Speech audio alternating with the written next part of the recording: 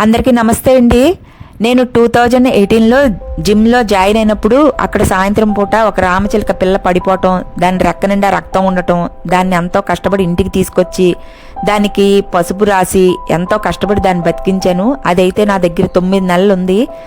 ఎంతో ముద్దుగా బొద్దుగా నాతో ఉంటూ చక్కగా అది ఎగురుతూ ఉన్నప్పుడు చుట్టుపక్కల వాళ్ళు దానికి భాష నేర్పించు, 2 గంటలు దానికి తిండి పెట్టకు, ప్రొద్దుటే పచ్చిమిరపకాయ పెట్టి దానికి భాష నేర్పించి అనేసరికి దాని చేతిలో పెట్టుకొని 2 గంటలు అన్నం పెట్టకుండా దానికి పచ్చిమిరపకాయ ఇస్తూ సాయిరాం సాయిరాం అంటే నా మీద కోపం వచ్చి అది ఎగిరిపోయిందండి. ఎందుకంటే నేను వేటిని బంధించి పెంచను కదా, ఓపెన్ ప్లేస్లోనే తిరుగుతూ దాంతో ఆడుకుంటూ అలా పెంచానమాట.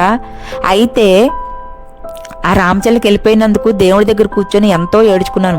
నువ్వు కడుపు నిండా తిని ఎగిరిపోతే బాధపడేదాన్ని కాదు, నువ్వు తినకుండా ఎగిరిపోయావు దేవుడా అని ఒక 10 రోజులు 15 రోజులు అలా ఏడ్చుకుంటూ ఉన్నాను. ఎంతకీ అది రాదు. మామిడి చెట్టు మీద కూర్చొని అలా ఏడుస్తూ ఎగరలేని పెట్ట నా మీద కోపం వచ్చి ఎగిరిపోయింది. మొత్తం మీద ఎగిరిపోయిందండి.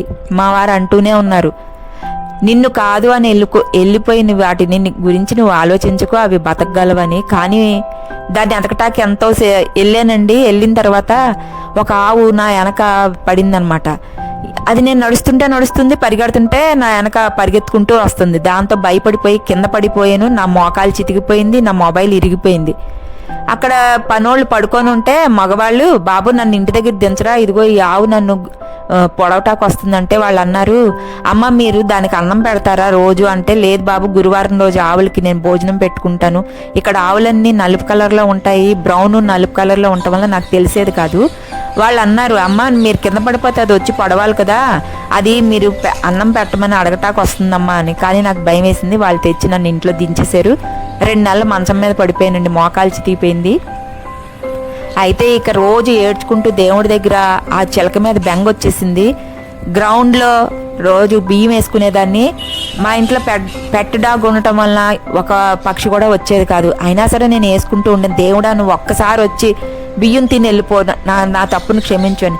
మొత్తం మీద ఒక 10-15 రోజుల తర్వాత 2 రామచిలకలు వచ్చి బియ్యం తినటం మొదలెట్టినాయి. అలా 2 రామచిలకలు, ఇప్పుడు 300 పైగా రామచిలకలు వస్తున్నాయండి. రామచిలకలు, గోరిక్కలు. అసలు ఇప్పుడు నేను ఒక రామచిలక గురించి పెడుతున్నానండి.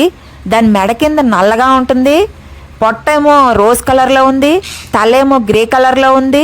ఇది మా చెట్టు మీదే పిల్లల్ని పెట్టి దాని వంశం అంతా ఇక్కడికే వచ్చి తింటున్నాయండి. 300 పైగా రామచిలకలు కాకుండా గోరింకలు, రకరకాల పిట్టలు, ఉడతలు, ఎలకలు. అబ్బా నాకు ఎంత ఆనందం అండి. దేవుడు నాకు ఇంతటి భాగ్యాన్ని కల్పించినందుకు ఆ దేవుడికి కోటి ధన్యవాదములు చెప్పుకుంటున్నానండి. నాకు నెలకి 200 పైగా బియ్యం ఖర్చు అవుతాయి. ఖర్చు కాదండి, వాటికి పెట్టుకుంటాను ఆనందంగా. ఎంత హ్యాపీగా ఉంటుందో. పొద్దున్న ఆరయ్యేసరికి అన్నీ వచ్చి అరుస్తూ ఉంటాయి. మీకు నా వీడియోలన్నీ మీరు చూస్తూనే ఉన్నారు.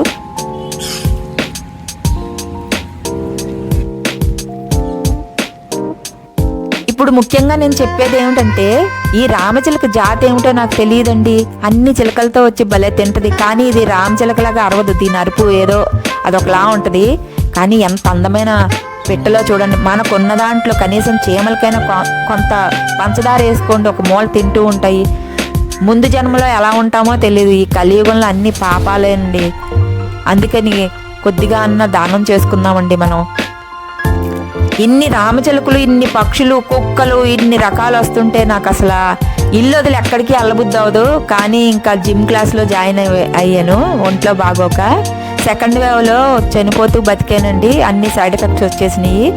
ప్రొద్దుటిపూట వీటితో గడపడం లేకపోయినా సాయంత్రం మాత్రం వీటితోనే ఉంటానండి. అసలు నాకు టైం ఎలా వెళ్ళిపోద్దో తెలియదు. వర్షం, ఆంధీ, తుఫాను ఎన్ని వచ్చినా సరే ఇవి నన్ను వదలవండి. చలి అయితే మాకు చేతులు వణుకొచ్చి కాళ్ళు వంకరలు తిరిగిపోతాయి. అయినా సరే నేను చలికాలంలో కూడా వాటి దగ్గర కూర్చొని వాటికి పెట్టుకుంటూ ఉన్నాను. నా వీడియోలన్నీ మీరు చూస్తున్నందుకు చాలా ఆనందం అండి. ఈ రామచిలక గురించే ఈ వీడియో అండి. ఒకే రామచిలకను కనుక పెంచితే ఈ రోజు నేను ఇన్ని పక్షులకి పెట్టుకునేదాన్ని కాదేమో. ఆ రామచిలక ఎగిరిపోయి, వసే నా ఒక్కదానికే కాదే నువ్వు తిండి పెట్టేది, ఇన్నిటికి నువ్వు తిండి పెట్టుకోవే అని వంశాలను తెస్తుందండి. ఆ రామచిలక ఎక్కడున్నా చల్లగా ఉండాలి. అలాగే ఎన్నో అలెగ్జాండర్ ప్యారెట్స్ వస్తాయండి, 35,000 వాటి రేటు. వాటి కథ కూడా చెప్తానండి. వాటిని కూడా తెచ్చి వదిలేశారు ఇక్కడ ఒక అతను, అవి ఎగిరించమ్మా అని. వాటిని కూడా కష్టపడి పెంచి ఎగిరించడానికి ట్రై చేస్తున్నానండి. ఒకటి ఎగిరిపోయింది. వాటి కథలు కూడా ముందు ముందు పెడతానండి. దయచేసి నా వీడియోలను లైక్, షేర్, సబ్స్క్రైబ్ చేయండి. ధన్యవాదములు.